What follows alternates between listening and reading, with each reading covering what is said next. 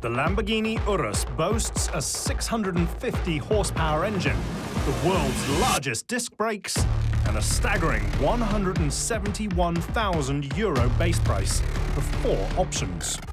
Heady territory for any type of machine, let alone an SUV. There's a sense of occasion in a Lamborghini from when you fire it up and the way the starter motor whirs. I mean, they're just wild looking, and the amount of attention you get is just, it's insane. All Lambos grab attention. However, there's one machine that stands above the rest. And it's not a sports car.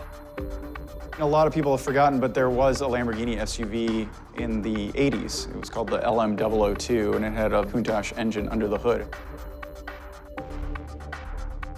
Debuting in 1986, the LM002 is the 4x4 that no one sees coming. The Rambo Lambo. It was such a surprise. Even these days, it still makes you kind of smile. What? It had a pickup truck bed instead of a hatch. I mean, it was a weird, weird thing. The LM002 is born thanks to a United States military request. There was a contract out for a new military SUV, and Lamborghini was going to give it a shot, so they built an SUV.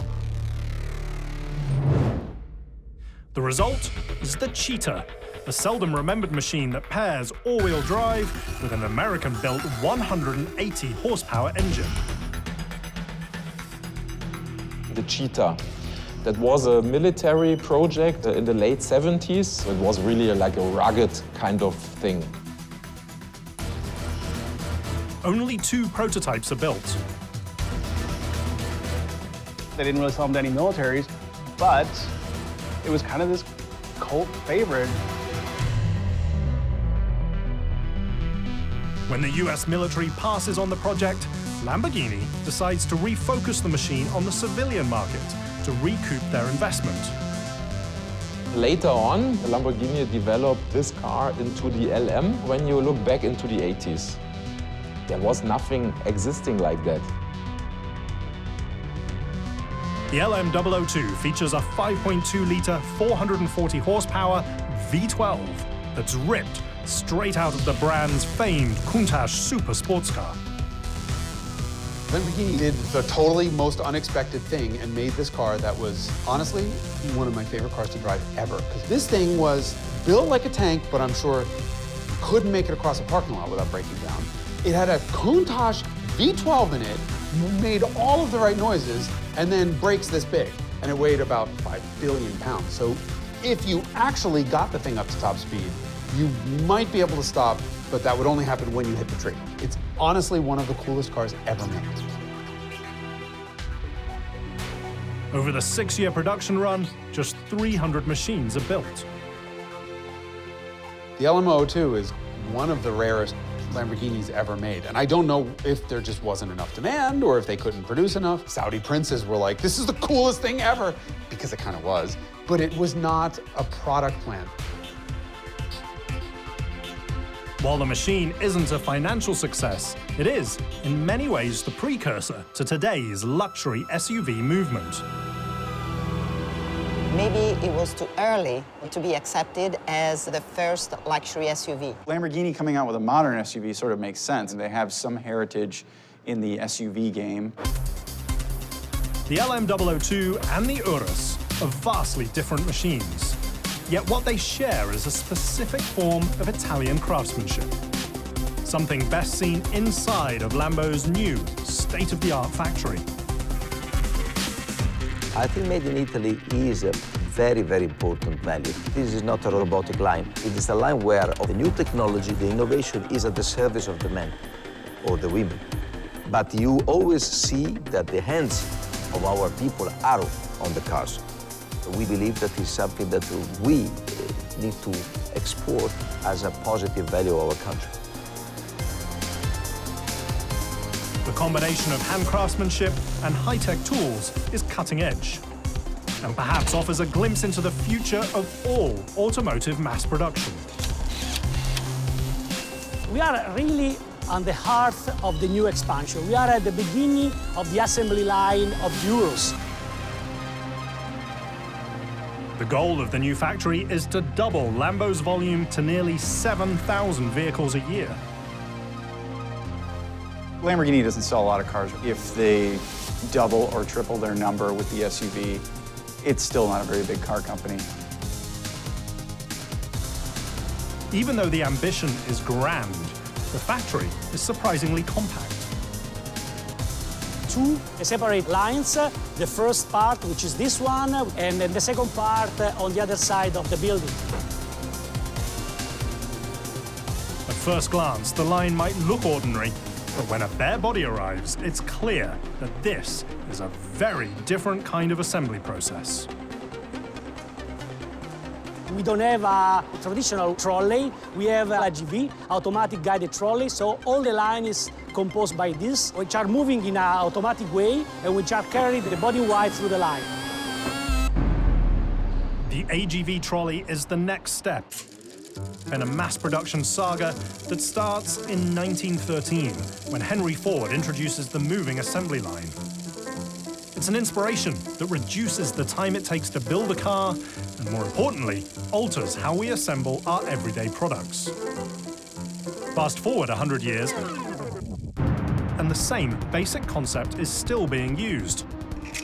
Until now. Lamborghini's goal is to not only enter the SUV segment, but to reinvent how vehicles are manufactured. The use of the AGV is giving us a huge opportunity in terms of flexibility. We can extend the line, reduce the line in a really easy way without doing any big construction facilities.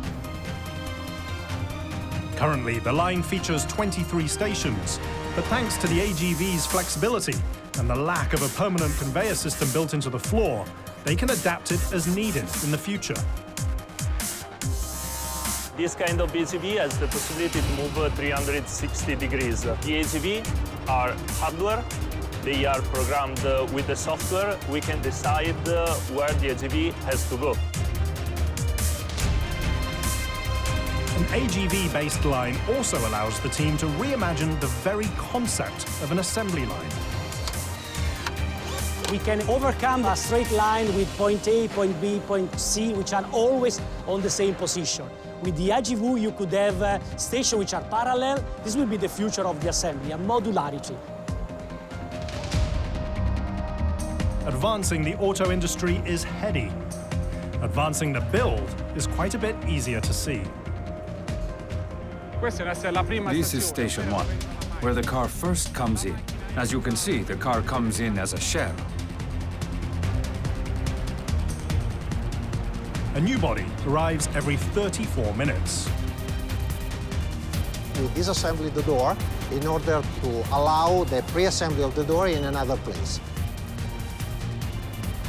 Then we start the assembly on the line, starting from the ECUs and the main harness.